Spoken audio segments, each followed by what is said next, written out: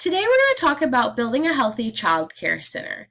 And parents have to think about a lot when choosing a child care center. It should always be clean and safe, but it should also support different aspects of development, and these aspects are physical, cognitive, emotional, social, and spiritual.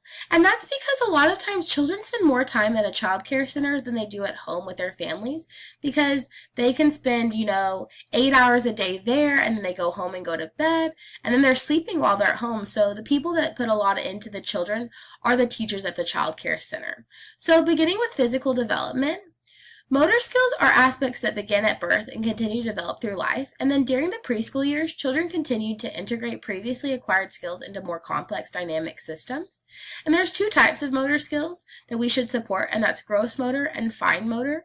So beginning with gross motor, the book discusses on page 223 the milestones children should meet, and they should begin hopping and throwing at age 2 to 3, and at age 5 to 6 it should turn into skipping. So to support the hopping and throwing, hopscotch is a great way to develop this, and that would be because you would draw it out, then throw it to a number, and then hop to that, so you get the throwing and hopping, but you also get in math in that because you've got your numbers, and then the fine motor skills of drawing it out. So discussing fine motor, that's something that takes a lot of practice to develop. And page 223 discusses that a 4 or 5-year-old should use a fork or spoon correctly. So during meal times, teachers should sit with their children and show them how to use the forks and spoons properly. So modeling is really crucial here. But this is not just for the forks and spoons and silverware. This is also for pen and pencil. So that's why fine motor skills are important, because it leads to other things that you'll need in the future. Also, we need to give children opportunities to use scissors. So beginning with just giving them a piece of paper and scissors and guiding them and watching them, we'll show them where to put their fingers in the scissors and how to hold them. And then we would have them just cut the paper however they want. And then we would have them draw a triangle or a circle or some shape on a piece of paper and cut it out. So they get the fine motor skill practice of drawing and holding their pencil as well as using the scissors. Moving on to cognitive development, there's different theories that help us understand children more, and these theories are Piaget's theory of pre-optional stage, and then Vygotsky's social-cultural theory, but we also need to encourage informational processing and language development. So beginning with supporting Piaget's theory, this is around the ages of 2 to 7, and it's the pre-operational stage, and it's the most obvious change would be the extraordinary increase in representational or symbolic activity. So playing is really important in this, and make-believe playing to be exact, and so a way to encourage this is having play food and having them have a table, and they would eat the food, pretend to eat it, set the table, and have different meals. And it's all make-believe, and also they would have a dress-up center where they can play, and just different things that make believe. So even just baby dolls, and they could act out a family. Somebody could be the mom, somebody could be the dad. Now moving on to Vygotsky's social-cultural theory, there's a major emphasis on the zone of proximal development, and that's essentially just saying that something's going to be too difficult for a child to do on their own.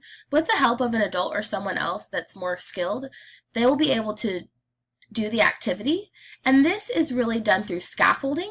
So an activity for this is if you're having a child do an art project, say they're making a puppet, instead of just giving them all the materials they would need, you would walk them through how to make it. So you would say, here, the eyes go here, and the triangle can be the arm, and walking them through that and just guiding them. Moving on to information processing, this is going to include attention, memory, early childhood literacy, and early childhood mathematical reasoning. So beginning with attention, that's not something that children have a lot of when they first begin. Some adults don't even have it, so it's important that we teach children at an early age to work on attention as well as planning. And page 237 really discusses the importance of planning. So a way to support that would be cooking together. Not only are they have to plan out how they're going to cook, but they need to plan out getting the materials first. And you could do this by asking them. So if you're doing a lesson on apples, you could make applesauce with them, and you'd ask them, what do you need to make applesauce? And they would say apples, and then you'd say, okay, how am I going to make the applesauce? What am I going to put it in? So they're going to have to plan getting all the materials and then making it, and then having the attention to wait till it's done cooking. Then we need to support memory, and there's two different types. We have recognition memory, and that would be supported through giving them different toys and having them find the ones that are similar. So give them a red car, a red block, a blue car, a blue block, and having them put them in groups together and find the ones that are similar, so they could either do it by color or type of toy. And then we've got the recall memory, and that would be supported through when you're sitting and eating lunch with the children, ask them about what did you have for breakfast today, or what did you eat last night at dinner. And then a way to put these both is through the game of memory. So they would recognize what's on the card, and then you would flip it over and lay them all out, and they'd have to recall where you put which card. So moving on to the childhood literacy, it's extremely important that we begin to teach them the sounds that each letter makes, and that could be done through reading a book about the alphabet, singing songs and rhymes that help them remember the sounds that they make. Growing up, a lot of kids will remember songs that have, the sounds and the letters together, so the letter M makes the sound and then say a word that it makes. But we also need to give them opportunities to write. So having a writing station in the classroom is really cool. And then they could, make believe that they're writing a letter to someone, either a friend or Santa Claus or the Tooth Fairy. Just different things would be really cool for them to have that develops this literacy. And the more informal literacy experience that a child has is more important.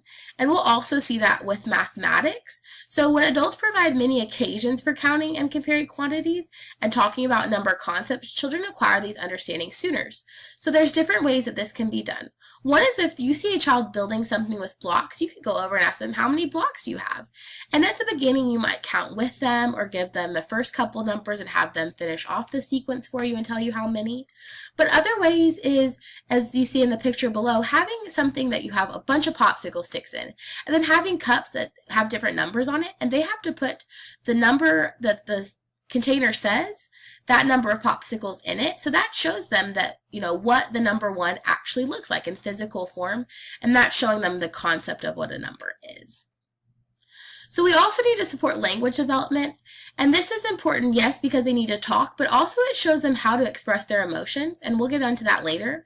But page 248 really expresses how children through the ages of 2 to 6 grow leaps and bounds through their language, and that's going to include vocabulary, grammar, and conversation. So to support language development, teachers need to give positive reinforcement and offer cues when a child uses the wrong word. So instead of saying that, oh, that's not how you say it, you would just, if this child said, I seat on the floor, you would say, oh, you sit on the floor, or you sat on the floor. And that's just the indirect feedback. That's a great way to teach language. And then we have our emotional and social development, and Chapter 8 does a really good job of explaining the milestones that are crucial through a child's development in these aspects. And this always needs to be done through love. So we've got Erikson's theory of initiative versus guilt, self-understanding, emotional development, and peer relations. So beginning with Erikson's theory of initiative versus guilt, in the initiative versus guilt, they're eager to tackle new tasks, join in with activities with peers, and discover what they can do with the help of adults. So an activity of this theory has a lot to do with playing. So giving them different opportunities to play, have different stations around the room where they can play with different toys, different friends, and different role play situations. And these would be able to accommodate to all of their likes and needs and teach them how to play. And this also teaches them how to play together, which will be part of peer relations that we'll touch on later. So supporting self-understanding. As self-awareness strengthens, preschoolers focus more intently on qualities that make a self unique. And there's two types of this that we need to talk about, which is self-concept and self-esteem. Beginning with self-concept, this is the set of attributes, abilities, attitudes, and values that an individual believes defines he or she is. So a great way about this is reading a book about who am I, or, who is a firefighter, or who is a princess, and talking about different qualities that make them that. So you could have them sitting in a circle at group time and talk about their families as well. Ask them, how many people are in your family? And that makes them who they are. Are they a brother? Are they a sister? Are they an only child? Are they the oldest? So just really, questioning, who are you? And then we need to support self-esteem. And that is the judgment we make about our own worth and the feelings associated with those feelings. And a healthy childcare facility will encourage high self-esteem by praising the child and showing them that they're doing a great job and not cutting them down. So if a child is struggling, one may say, I know this is hard, but you're doing a wonderful job trying, and I'm proud of you. And supporting self-esteem really supports self-conscious emotions. So let's talk about the emotional development. As children are full of emotions, as they get older, they learn how to manage these emotions, and this begins with understanding what emotions are. So as preschoolers learn about emotions from interacting with adults, they engage in more emotion talk, and this is done with siblings, friends, and especially during make-believe play. So an activity to support this would be reading a book about the emotions and then discussing them. So kind of like what we did previously, you would read a book about different emotions, and one would be talking about anger or sadness, and you would say, make an angry face, and then you could talk about what makes you angry or what makes you sad. And that explains the emotions to the children in a way that they can understand. So we also need to support their self-regulation in emotions. So children have different emotions and they need to learn how to handle these. And that's why language is so important, because this gives them a way to express it. So a warm, patient parent uses verbal guidance, including suggesting and explaining strategies and prompting children to generate their own ideas on this. So if a children's struggling with being mad at something or hitting somebody, take them aside, have them calm down, and ask them what's a better way to handle this situation, and maybe show them that using your words is a great way to show our friends that we don't like it when somebody takes our toy. Instead of hitting, use your words, and just having them learn to calm themselves down and use the right way to handle their emotions is really important. So we also need to support peer relations, and this is done through modeling, but it's also by giving them opportunities. So this could begin with giving them different boxes with different toys in them. So a box could have 6 toys in each, and then they could build something individually and then work together. And then that would be bringing in math, because they would know that, hey, I can do this with 6 on my own, but when I have 12, it works better. And through life, there's opportunities that we have to work with each other. And so it's important that we learn that at a young age. And that begins with parallel play and turns into cooperative playing. Spiritual development is something that I think is the most important, because it's essentially where they're going to spend eternity. So most agree that at first child morality is external and controlled by adults. So we need to model this through the social learning theory. And in order for teachers to be that example, they need to be spiritual leaders and model who Jesus is to their students daily. But it's also that we need to explain what the feelings are. So page 264 explains how through induction, an adult helps the child notice feelings by pointing out the effects of child misbehavior on others. So instead of just pointing out that their actions are affecting others, teachers should refer back to how Christ would handle the situation.